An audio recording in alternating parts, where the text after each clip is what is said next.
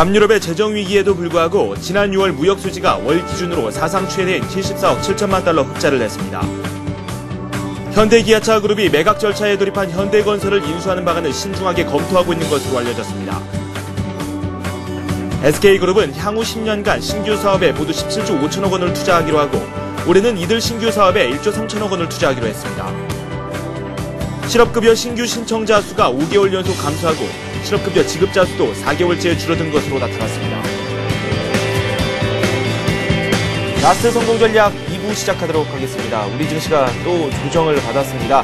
어제 놀라운 복원력을 보여줬었는데 오늘도 이런 양상이 이어졌습니다. 장중에 1% 넘게 코스피 코스닥이 하락하기도 했는데 이게 낙폭 많이 줄었습니다. 코스피가 0.7% 내리면서 마감이 됐고요. 코스닥은 0.08% 소폭의 내림세를 보였습니다. 외국인들이 국내 시장에서 매도를 하고 있습니다. 시장에서 이 수급 상황 상당히 불안하게 전개가 되고 있는데 그동안 우리 시장을 지탱했던 프로그램 쪽에서도 매도 물량이 꽤 많이 나왔습니다. 어떤 움직임을 보였는지 시황센터 연결해서 알아보도록 하겠습니다. 김보람 아나운서 나와주세요. 네, 시황센터입니다. 7월 1일 목요일장 마감했는데요. 국내 양승시 모두 막판 뒷심을 이용해서 낙폭을 줄여나갔지만 어제만큼은 아니었습니다. 오늘 코스피 마감 지수부터 확인해 보겠습니다. 오늘은 12포인트 내리면서 1686포인트에 마감했는데요. 장 초반에는 1690선까지 오르기도 했지만 중국발 악재의 다시 하락으로 낙폭을 크게 키워나갔고요. 낙폭을 다시 줄여나가는 모습이었지만 그래도 1690선까지 오르지는 못하는 모습이었습니다. 수급 상황 좀 더 자세히 살펴보겠습니다. 개인이 4,200억 원 정도 오늘 큰 폭으로 매수했습니다. 기관이 매수로 흐름을 바꿨는데요. 900억 원 정도 매수하는 모습이었습니다. 반면에 외국인은 꾸준히 매도하는 모습이었습니다. 2,800억 원 정도 매도했습니다. 이어서 코스닥 살펴보겠습니다. 잠시 빨간불을 켰다가 다시 하락으로 마감했는데요. 오늘은 약보합에 489포인트 가리키면서 마감했습니다. 장 초반에는 잠시 빨간불을 켜기도 했지만 역시 하락으로 흐름을 바꾼 뒤에 혼조세를 나타냈습니다. 수급 상황 좀 더 자세히 살펴보겠습니다. 개인이 100억 원, 기관이 매수 우위로 바꿨습니다. 77억 원 정도 매수했지만 외국인이 역시 팔았는데요. 외국인이 200억 원 정도 매도 물량을 내놓는 모습이었습니다. 이어서 환율 살펴보겠습니다. 원달러 환율 오늘 사흘째 연속으로 상승했습니다. 스페인 신용등급 강등 가능성과 그리고 오늘부터 외화 유동성 비율 규제가 적용이 되면서 상승 압력으로 작용했는데요. 6원 20전 오르면서 1228원 40전에 마감했습니다.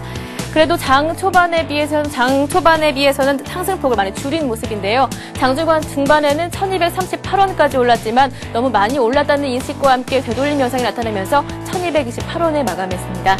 이어서 오늘 유가증권시장 시총 상위 종목들의 움직임도 살펴보겠습니다. 대부분 종목들이 내리고 있는데요. 삼성전자가 오늘 2% 내리면서 76만 6천 원을 기록했고요. 현대차 오늘 5% 내렸습니다. 삼성생명만 오늘 강보와 빨간불을 켜면서 마감했습니다. 한국전력이 약보합에 조정받았고요. KB금융이 2%, 현대중공업이 1% 내렸습니다. 하이닉스만이 1.8% 강한 움직임을 나타내주는 모습이었습니다. 이어서 코스닥 살펴보겠습니다. 오늘 대장주 자리를 놓고선 엎치락 뒤치락하는 모습이었는데요. 셀트리온이 약보합에 조정받았지만 대장주 자리 다시 찾았고요. 서울반도체가 3% 내렸습니다. 오늘 소디프 신소재가 상호 변경을 하면서 OCI 머티리얼즈로 바꿨는데요. 5% 큰 폭으로 올랐습니다. 태양광 시장 성장 기대감에 큰 폭으로 상승폭을 키우는 모습이었습니다. 메가스터디가 2.4% 내렸고요. 태웅이 오늘도 올랐습니다. 강보합 유지해주면서 55,700원 기록했습니다. 이어서 오늘 특징 테마주 살펴보겠습니다. 가장 주목할 만한 것은 바로 현대그룹주겠죠. 현대건설 M&A와 관련해서 현대그룹주들의 희비가 교차됐습니다. 먼저 현대건설이 5.6% 올랐고요. 현대상선이 4.7% 올랐습니다. 반면에 현대건설 M&A 유력 후보로 거론되고 있는 현대차 그룹주들은 큰 폭으로 내렸고요. 인수 대상으로 거론되던 현대중공업도 1.9% 내리는 모습이었습니다. 오늘 조선주들은 중국 경기 우려감에 내리는 모습이었는데요. 현대중공업이 1.9%, 현대미포조선이 3%, 대우조선해양이 1.6% 내렸습니다. 반면에 태양광주들은 시장 확대 기대감에 큰 폭으로 올랐습니다. 삼성정밀화학이 6%, LS산전이 6% 올랐고요. OCI와 SDN은 장중에 신고가를 경신하기도 했습니다. 웅진에너지 어제 상장했는데요. 오늘도 두 자릿수 상승세가 나타났습니다. 태양광주만큼은 아니지만 자동차 부품주들도 실적 기대감에 오늘 큰 폭으로 올랐습니다. 만도가 2%, 한라공조가 3.9%, 평화전공과 오스템 역시 4%대 상승 움직임이 나타나면서 자동차 부품주들이 강세였습니다. 3D 관련주들도 역시 상승세가 만만치가 않았는데요. 3D 입체 영상으로 만들어진 슈렉 시리즈 그 네 번째가 개봉이 되면서 3D 관련주들 다시 재조명받았습니다. 잘만테크가 2.6%, 바텍이 7% 큰 폭으로 올랐고요. KDC 역시 10% 오르면서 3D 관련주들이 오늘 강세를 보여줬습니다.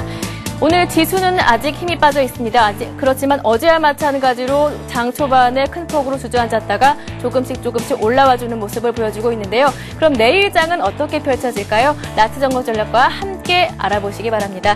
지금까지 마감 시황이었습니다. 네, 마감 시황 살펴봤습니다. 더욱 구체적으로 시장 분석을 내려보도록 하겠습니다. SK증권 투자전략부의 김영준 연구원 연결되어 있습니다. 안녕하십니까? 예, 안녕하십니까? 네, 낙폭을 그래도 많이 만회하는 움직임을 보여줬습니다. 그래도 좀 아쉬움이 남기는 하는데요. 우리 시장 특징부터 한번 살펴보도록 하죠.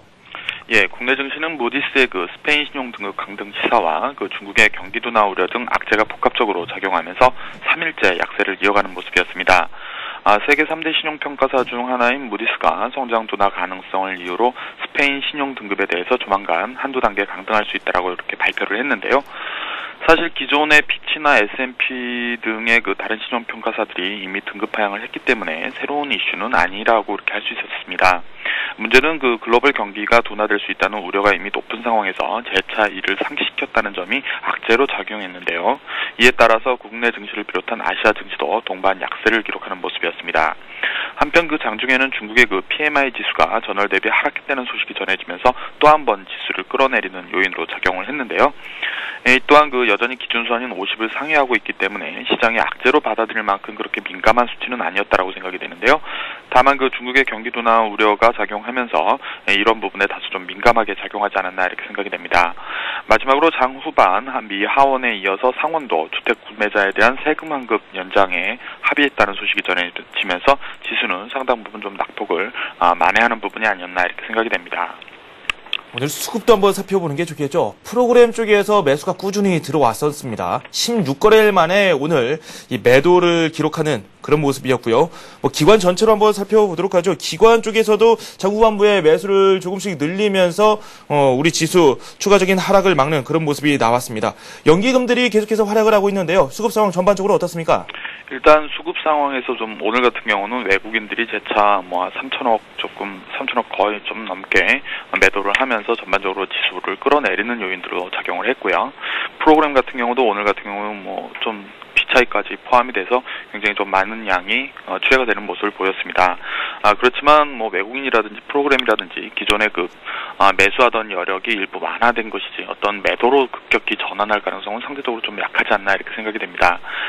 다만 추가적으로 시장에 대해서 어떤 매수 여력이 나타나기 위해서는 결국 경기 회복이라는 부분에 대해서 어느 정도 좀 안정된 시각이 필요한데요. 결국 그 부분까지는 아직까지는 좀 갈 길이 좀 멀지 않나 이렇게 생각이 됩니다. 이에 따라서 시장은 어느 정도 수급 공백기로 접어들 가능성이 높다라고 생각이 되는데요. 관심이 필요한 부분은 오늘 같은 경우 기관들의 매수의 핵심이 되고 있는 연기금 같은 경우는 지속적으로 추가적으로 매수 유입이 일어날 가능성이 굉장히 높다라고 이렇게 생각이 됩니다. 최근에 연기금의 국내 주식 비중이 대략 한 14% 정도가 될 것으로 추정을 하고 있는데요. 지난 2007년도에 정점에 있을 때가 16% 정도 됐습니다. 그렇다고 그러면 추가적으로 좀 더 유입될 가능성이 높지 않나 이렇게 생각이 되고요. 연기금들 같은 경우 특히 이제 그동안에 많이 시장에서 못 올랐던 종목들 밸류 측면에서 접근하는 모습들을 보이고 있는데 결국 그런 부분들이 순환매를 유발하는 모습들을 보이고 있거든요. 결국 그런 모습에 좀 관심이 필요하지 않나 이렇게 생각이 됩니다. 오늘 우리 증시에서 업종별 흐름을 살펴보다 보니까 가장 부각되는 부분이 바로 건설업이었죠. 이 현대건설과 관련한 M&A 재료를 비롯해서 하반기에 또 대우건설과 관련된 소식도 들려올 것으로 예상이 되고 있는데, 일단은 건설업 전반적으로 이 상승 모멘텀을 충분히 갖추고 있는 것 같다는 생각이 듭니다. 하지만 실상을 또 천천히 살펴보면 그렇지도 않은 그런 시각도 잘 찾아볼 수가 있는데, 건설업 어떻게 전망을 내릴 수 있을까요? 일단 오늘 같은 경우는 이제 현대건설 M&A 문제도 있었고 그런 부분들이 이제 작용을 하면서 좀 지수랑 상반되게 좀 크게 움직이는 모습을 보였었는데요. 일단 업종 전반으로 보면 일단 불확실성이 완화되면서 그런 부분들이 이제 주가의 어떤 매력으로 작용하고 있다라고 이렇게 평가를 할 수 있을 것 같습니다. 특히 최근 같은 경우 앞에서도 말씀드렸지만 연기금이나 이런 쪽에서 순환매, 그러니까 그동안에 상대적으로 좀 경기가 둔화되면서 경기도나 우려 경기와 좀 상관없게 시장에서 좀 어느 정도 소외되었던 업종들 중심으로 매수를 하고 있는데요. 그런 업종 중에 하나가 또 건설업이 되고 있는 모습입니다. 결국 그런 모습을 생각해 봤을 때는 일단 순환매가 추가적으로 유입될 가능성이 높다라는 시각으로 접근하는 것이 필요하지 않나 이렇게 생각이 됩니다. 다만 그 건설업이 뭐 업황 호황으로 돌아가거나 이러기 위해서는 뭐 미분양 문제라든지 이런 여러 문제들이 남아있기 때문에 중장기적으로 넓게 볼 수는 없다라고 생각이 되고요. 일단은 최근에 소외되었던 부분이 어느 정도 회복되는 단계로 접어들고 있다. 이런 시각으로 접근하는 것이 좀 필요하지 않나 이렇게 생각이 됩니다. 네, 그렇군요. 이 건설업종에 대한 말씀을 한번 들어봤고요. 일단은 여러 가지 경제지표 컨센서스가 단기적으로는 좀 부진할 것으로 많은 분들이 예상을 하고 계십니다. 해외 지표 쪽을 한번 살펴보는 게 좋을 건데 지금 미국 쪽 상황 어떤지 그에 대한 말씀도 함께 부탁드리죠. 일단 오늘 뭐 발표되는 지표들만 놓고 본다 그러면 미국의 ISM 제조업 지수하고 미결 주택 매매 그리고 자동차 판매 등의 지표가 예정이 되어 있습니다. 사실 그 경기와 관련해서 경기 펀더멘털이라든지 아니면은 경기 상승의 그 모멘텀이라든지 이런 부분과 연관돼서 굉장히 민감한 지표들인데요. 일단 컨센서스만 놓고 보면은 전반적으로 좀 지표에 대한 우려가 더 큰 상황이 아닌가 이렇게 생각이 됩니다. 다만 좀 관심을 가지고 좀 접근해 보실 부분은 최근 그동안 그 눈높이가 상당히 좀 낮아졌다라는 부분을 좀 관심 있게 좀 지켜보실 필요가 있는데요. 결국 그런 부분들이 작용하면서 오히려 수치가 좀 전월 대비 낮아지더라도 기존에 있던 컨센서스를 상회하게 되면은 시장에는 어느 정도 좀 긍정적으로 영향을 미칠 수 있다. 이런 부분에 좀 관심을 가지고 접근하셔도 좀 되지 않나 이렇게 생각이 됩니다. 네. 우리 시장 내일 전망을 한번 내려보는 시간도 갖도록 하겠습니다. 투자 전략까지도 한번 함께 짚어보도록 하죠. 어떻습니까? 예, 최근 그 시장의 악재를 보면 유로존의 그 신용경색 우려라든지 미 경기 둔화 우려 그리고 중국의 경착륙 가능성 등 뭐 다양하게 뭐 얘기가 나오고 있는데요. 특히 이를 좀 요약해서 보면은 결국 그 글로벌 경기 회복의 둔화 우려라고 이렇게 말씀을 드릴 수 있을 것 같습니다. 이에 대해서 개인적으로는 뭐 더블집까지 상정할 정도로 그렇게 비관적이지는 않다라고 생각을 하는데요. 다만 그 지표 확인과 함께 시장이 어느 정도 안정을 찾는 데는 일정 시간이 소요될 가능성이 높다라고 이렇게 생각이 됩니다. 결국 그런 관점에서 보면은 뭐 중기 시각에서는 좀 더 여유를 가지고 천천히 접근해도 그렇게 늦지는 않다라고 보고 있고요. 다만 과도하게 시장이 우려하는 부분 같은 경우는 어느 정도 좀 정상화로 회귀될 가능성이 높지 않나 이렇게 생각이 됩니다. 결국 최근에 변동성이 확대되는 부분은 일정 부분 그 저가 매수 기회로 좀 노려보는 것이 필요하지 않나 이렇게 생각이 됩니다. 네, 일단 우리 시장에 대해서는 분할 매수에 대한 전략 말씀하신 분들이 상당히 많은데 시장 상황 끝까지 좀 잘 살펴봐야 될 것 같습니다. 코스닥 쪽에 대한 질문을 한 번 더 드릴까 합니다. 요즘 테마로 각광받는 게 바로 태양광 관련주를 예로 들 수 있을 것 같은데 많은 분들이 이에 대한 관심을 표명하고 계십니다. 이 테마에 관련해서 어떤 판단을 내릴 수 있는지 그에 대한 조언 좀 부탁드리죠. 일단 뭐 테마 내적인 부분에 대해서는 사실상 제가 말씀드리기는 좀 어려운 부분이 많습니다. 기술적 부분들이라든지 이런 부분들이 있기 때문에 개인적으로 좀 말씀드리기는 좀 어려운 부분인데요. 다만 좀 관심을 가지고 좀 지켜보실 부분 중에 하나는 최근에 그 국내 자금의 흐름을 좀 살펴보실 필요가 있다고 생각이 됩니다. 어떤 것이냐면 최근에 자산 운용이라든지 이런 그 투신 쪽에서 자금이 빠져나오면서 개인 랩이나 이런 쪽으로 자금들이 빠르게 유입되는 모습들을 보이고 있습니다. 물론 개인 자금이 뭐 A에서 B로 이동하는 단순한 이동이라고 볼 수도 있는데요. 특징적인 면은 결국 이런 이동이 지속되면서 중대형 가치주보다는 오히려 중소형 성장주 쪽으로 자금이 유입될 가능성이 일부 있다라고 생각이 됩니다. 결국 그런 관점에서 최근에 어떤 성장 모멘텀을 가지고 있는 업종들로 자금들이 좀 유입되고 있다라고 볼 수 있는 것 같고요. 그런 과정은 좀 더 지속될 가능성이 높지 않나 이렇게 생각을 하고 있습니다.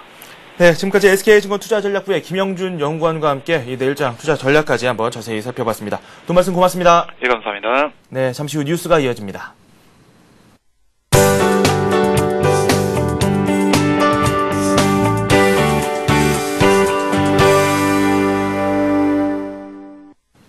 이 시각 주요 뉴스입니다. 남유럽의 재정 위기에도 불구하고 지난 6월 무역 수지가 월 기준으로 사상 최대인 74억 7천만 달러 흑자를 기록했습니다. 지식경제부에 따르면 지난달 우리나라 수출은 작년 6월보다 32.4% 증가한 426억 5천만 달러를 기록했습니다.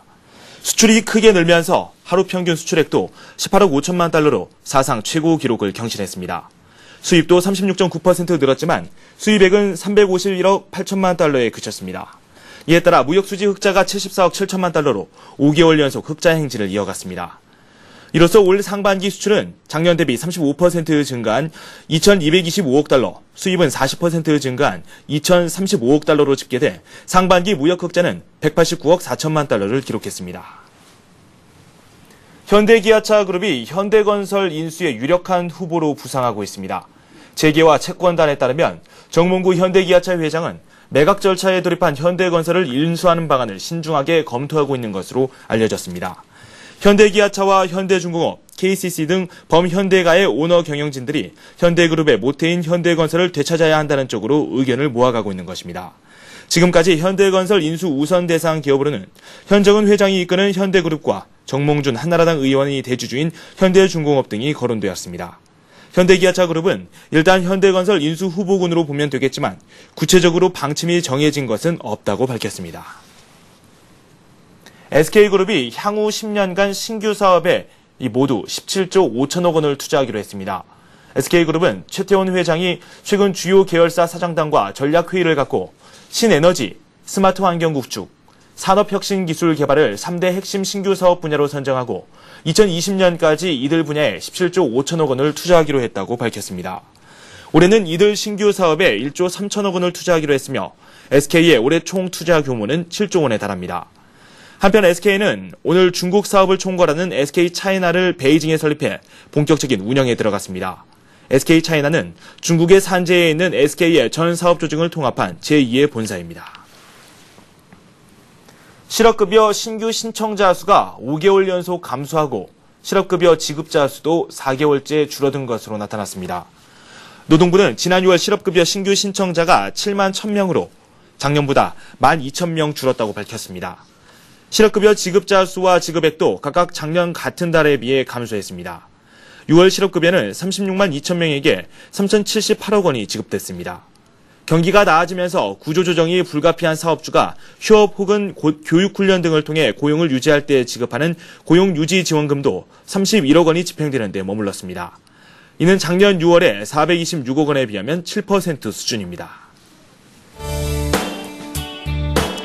증권금융 뉴스입니다. SK증권이 자문형 랩 어카운트 상품인 SK AK 자문형 랩을 오늘부터 판매합니다. 이 상품은 AK 투자 자문이 주식 투자 전략 및 종목 선정을 통한 모델 포트폴리오를 제공하며 SK증권은 최종 운용 및 성과 관리를 맡습니다. 동양종합금융증권이 한국 스마트카드와 제휴를 맺고 오늘부터 선불 교통카드 티머니 기능이 탑재된 자녀사랑 CMA 교통카드를 출시합니다. 이 교통카드는 자녀사랑 CMA 계좌를 보유한 만 6세에서 18세 청소년들에게 발급됩니다. 한국투자증권이 8월 말까지 적립식 펀드 가입 고객 중 매일 10명에게 여름휴가 비용으로 현금 10만 원을 지급하는 에브리데이 1010 이벤트를 실시합니다. 행사 기간 적립식 펀드 가입 고객 전원에게는 선크림과 핸드크림 파우치 등도 제공합니다. 신한카드가 SK 주유소에서 휘발유를 넣을 때 리터당 최고 120포인트를 적립해주는 신한 SK 에너지 오일링 카드를 출시했습니다. 전월 카드 이용액에 따라 80에서 120포인트를 적립해주며 2만 포인트 이상 적립하면 SK 주유소에서 주유할 때 현금처럼 사용할 수 있습니다. 우리 증시 최근의 키워드 바로 복원력이 아닐까 생각됩니다. 어제도 그랬고요. 오늘 역시 1% 넘게 하락하다가 후반부에 대거 만회를 하는 움직임을 보여줬습니다. 이 중심에는 기관이 서 있었습니다. 오늘 같은 경우는 장중에 매도를 하다가 연기금을 중심으로 해서 꾸준한 매수가 들어왔고요. 이에 따라서 점차 이 매도 물량을 점차 줄여나가는 모습을 보여줬습니다. 낙폭도 대거 만회를 하면서 코스피가 0.7% 내리면서 마감이 됐고요. 코스닥 역시 0.08% 소폭의 내림세를 보이면서 마감이 됐습니다. 아시아 증시 전반적으로 어떤 흐름을 보이는지 화면을 통해서 만나보도록 하겠습니다. 네, 일본 니케이 225 지수가 급락하면서 마감이 됐습니다. 2% 넘게 하락했는데요. 9,191선을 기록했습니다. 9,000선을 위협받게 됐네요. 중국 쪽도 한번 살펴보도록 할까요? 상해 종합지수는 0.7% 그나마 좀 견조한 흐름을 보여주고 있습니다. 2,379선을 기록하고 있습니다. 오늘 저희가 준비한 소식은 여기까지입니다. 저는 내일 이 시간에 다시 찾아뵙도록 하겠습니다. 시청해주신 여러분 고맙습니다.